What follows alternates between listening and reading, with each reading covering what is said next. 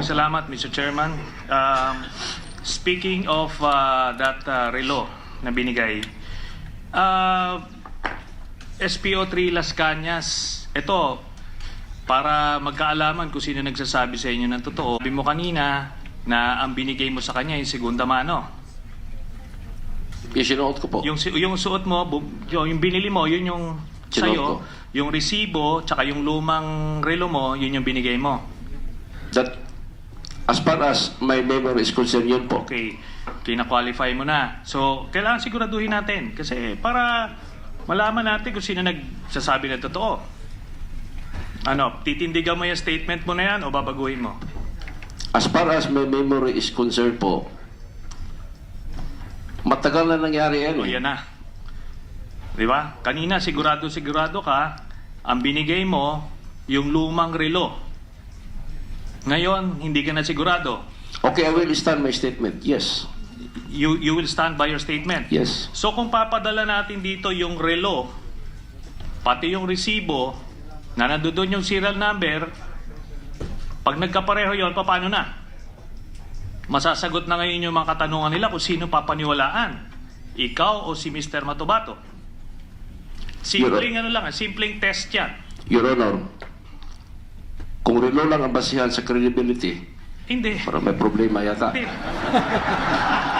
Yes. Alam mo, SPO3 Las Cañas, magkakaproblema ka. Dahil, sigurado ka, I gave you an opportunity to qualify, pero hindi, pinaninindigan mo. So ngayon, kung sakaling papadala natin yung resibo, tsaka yung relo, pag nagkapareho yon, wala na lahat nung sinabi mo. Okay? Kasi test ng credibility yun eh. Your Honor, wala pa ako nabasa na libro sa law na yung test of credibility relo. Ikaw yung nagsabi niyan eh, pinapanindigan mo eh, di ba? O ngayon, nag-ano ka na? Namimiloso po ka na. SPO3 Las Cañas, alam mo, pinag-oobserbahan kita, kagaya ni Senator Lacson, inoobserbahan ko yung demeanor mo. Alam mo yung actuation mo, hindi pang SPO3. Talagang iba. Kasi nakita natin yung mga chief superintendent, si General De La Rosa, hindi ganyan. Pero ikaw talagang iba ang demeanor mo. Okay? Oh. Personal opinion niyo pa yun, Your Honor. Yan, di ba? Anyway, susubukan natin. Sinabi mo kanina na na-observe mo ay na base sa iyong recollection itong si Mr. Matobato nakapatig na may M14 kasi sinasabi niya, ano siya, auxiliary unit ng? Ang Scout Rangers. Auxiliary unit ng Scout Ranger. So maari ito yung sinasabi nilang yung sinasabi niya na naging miyembro siya ng CHDF o CAPGU. Mga anong taon ito, SPO3 Las Cañas? Nung nakilala ko siya, 1996, Your Honor. 1996. 1996, may auxiliary unit ng Scout Ranger noong mga panahon na yon? Siya nagsabi sa akin yun. Hindi. Sabi nyo kanina, na-obserbahan nyo siya eh. Siya nagsabi nga eh. Hindi. Doon sa statement nyo kanina, nakikita nyo siya, madalas siya nakapatig, tapos may M14. Yes. Okay. So mga 1996 pa, gano'n na siya. Yes, Your Honor. Okay. Sige, maano natin. Ngayon sinasabi ni tinatanungan natin kung gaano kayo ka-close. Sabi mo kanina meron kayong mga 5 o 6 na transaksyon sa lupa, bentahan ng lupa, tapos binigyan mo nga ng 300,000 na komisyon si Mr. Matobato. So, kung hindi mo siya pinagkakatiwalaan, edi hindi ka makikipag-transaksyon sa kanya. Hindi ba? Yes, Your Honor. So yung sinasabi niyang kumita siya ng 300,000 na komisyon kasi pinagtatawanan siya dito nung una nung sinasabi niyang may mga transaksyon din siya sa nag-aahente siya ng lupa. Hindi pinagtatawanan siya rito eh. Pero yung pala totoo yung sinasabi niya. Okay. Ngayon, sinabi mo kanina na uma-attend siya sa birthday ninyo. Di ba? Yes, Your Honor. Okay. Ngayon kung hindi kayo malapit, bakit naman siya may imbitahan sa inyong birthday? Hindi ho ba? Yes, Your Honor. Kasi Kasi, yung nabigay ko sa kanya, Your Honor, na commission namin, hindi lang 300,000. Sabihin na lang natin mga more or less 800,000. okay. So pero, ang punto rito, kayo ay iniimbita mo nga sa kanyang sa iyong birthday. Ibig sabihin magkaibigan kayo. Yes, yes. O malapit Yes, kayo Your na Honor. magkaibigan. Yes. Okay. So again, yun yung tinatanong kanina ni Senator Pacquiao. Hindi naman kayo close, pero ngayon sinasabi mo, malapit kayo na magkaibigan. As far as dito po sa jail ng lupa, kasi parang may utang na loob din ako sa kanya, Your Honor. Okay. Kasi nagkapera ako sa kanya So okay. dahil sa kanyang mga rekomendasyon sa akin na lupa. So, utang na loob na tinanaw ko po na utang na loob yun, Your Honor. Okay na po yan. Basta iniimbita nyo siya sa inyong birthday. Kasi, Hindi lang sa birthday, natulog pa yan sa bahay. oh, yun. So talagang close nga kayo. So maliwanag yun. Ngayon, doon ba sa heinous crime section, nakasibilyan kayo, naka-uniforme? Civilian po, Your Honor. Nakasibilyan. Kaya hindi alam yung mga ranggo kasi mga nakasibilyan kayo, di ba? Yes, Your Honor. Okay, yun. Ngayon yung sinasabing ranggo, hindi yan tinatawag sa... Hindi ganun ang tawagan ninyo ni Mr. Matubato. Ganun ho ba? Yes, Your Honor. Hindi, ano ang tawagan ninyo? Sa akin, ang tawag niya, Chief. Sa Chief. kanya naman, Edgar. Okay, Yeah. Chief. Kaya hindi niya alam yung inyong ranggo kasi sanay kayo sa transaksyon ninyo na informal at nakasibilyan kayo. So yun ang reason. Ngayon si Mr. Matubato ba na-assign sa heinous crime section? Sa inyong pagkakaalam? Wala po. Hindi siya naka-assign. Kasi hindi naman siya polis. Okay, hindi siya pulis. Pero ano siya doon? Ano ba ang tawag nito? Naka-attach. As far as my knowledge is concerned, wala po. Hindi siya pumupunta doon sa inyong opisina. Pumupunta po. Pumupunta siya. Pero doon kung papakitaan kita ng payroll na ang nakalagay doon, assigned to heinous crime section, City Hall, ano masasabi niyo ron? Pagka-understand ko po, Your Honor, naka-assign po siya doon sa compound ng Almendras Gym. Kasi po, yung kanyang bahay nasa likod lang.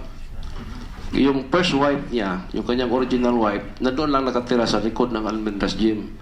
So considering po na malapit siya, yung kanyang, pagkaalam ko po, yung kanyang fixed assignment is doon sa gate ng Almendras Gym compound. And then yung opisina po ng heinous crime, nasa loob po ng compound, katabi lang po ng gym. Okay. Well, anyway, na-kumpirma na po natin yan na meron siyang na naka-assign siya sa heinous crime section kagaya ninyo, no, kahit hindi siya pulis. At doon sa inyong mga assignments, gaano na kayo katagal na assign sa Davao City Police Office? Tsaka by the way, itong heinous crime section, under ng Office of the City Mayor ito, di ba? Hindi po. Under ng Davao City Police Office. Okay, Davao City Police Office. So, ilang taon na kayong na-assign sa inyong career? Or for that matter, ilang taong kayong na-assign sa labas ng Davao City? Wala po, Davao City po lang. Davao City kayo simulat sa pool? Yes Diba? po. Okay. Yes po. Punta tayo sa pagkakilala nyo kay President Duterte. Anong taon nyo siya nakilala? Since naging mayor po siya ng Davao City. 1988. Yes Okay, po. 1988. So, paano kayo nagkakilala? Kung nagkakilala po personal, sa tingin ko hindi po. Kasi makikita lang namin siya kung may accomplishment kami sa office, pumupunta siya kasama yung media, ganun lang po. So, since 1988 hanggang sa kasalukuyan, No, na-reinstate po ako 1989, and then napasok, kinuha ko ni the late Colonel Ernesto Makasait nung Anti-Organized Crime Task Group 1990 po. 1990. Kasi So, 1990 simula 1990 hanggang sa kasalukuyan, doon kayo naka-assign sa Heinous Crime Section. Nasaan ang opisina ng Heinous Crime Section? Sa loob po ng Almendras Gym Compound. Yung nung heinous crime po, Your Honor, 2001, 2002 na-organize yan, hindi na-resolve yan 2010. Okay. So, hindi kayo umalis ng Davao City Police Office at dito kayo nang-assign dito sa Heinous Crime Section since 2001 hanggang sa kasalukuyan? Hindi po. Diba? Na-dissolve po yan 2010. And then na-assign po ako sa... Saan? Na-assign ako ng Baguio Police. And then yung latest kong assignment po doon sa Bunawan Police hanggang sa nabigyan ako ng parang medical porlo po kasi nag-collapse po ang dalawa kong kidney. And then nag-dialysis ako to the point na hanggang na kidney transplant po ako. Hanggang naabutan na po ako nitong non-duty status ko po kasi mag-retire na ako this coming December. Sige. Pero yun na nga, hindi kayo naalis talaga. Talagang simula nung nag-mayor si doon na kayo Sa Davao City po, yes. Okay. Yes, Your Honor. So ngayon may sinasabi na wala nangyayari na sa Davao City na hindi alam ni Mayor Duterte, ni President then Mayor Rodrigo Duterte. Di ba may mga kasabihan yan? Di ba? Dahil talagang siya, kamay na bakal. So kontrolado niya yung peace and order situation. Di ba? Opo. Ngayon ang tanong ko, bakit may nangyayaring extrajudicial killings na tinatawag? Bakit may mga nangangamatay na tao? Bakit hindi ito napigilan? Kung hindi niya to alam, dapat kayo, Heinous Crime Section, kayo yung nag-iimbestiga roon. Hindi ba? Your Honor. So meron kayong nasolve na mga... Meron din po, may mga nasolve po kami, Your Honor. Okay. Anyway, hiningi natin yung mga dokumento in that regard. Tapos, kasi tinanong natin... You're asking for... no, we already requested early on, Mr. Chairman. I thought you were limiting it to the crimes only that have been solved. Okay, I will get all the records of the... I'm sorry, my mistake. Go ahead. Maraming salamat po, Mr. Chairman. And aside from the extrajudicial killings, may mga malalaking mga murders din na nangyari doon. Kagaya nung kay Mr. King, na isang bilyonaryo. Sabi, safe pang Davao City, bakit may isang bilyonaryong namatay doon mismo sa loob ng pisina niya?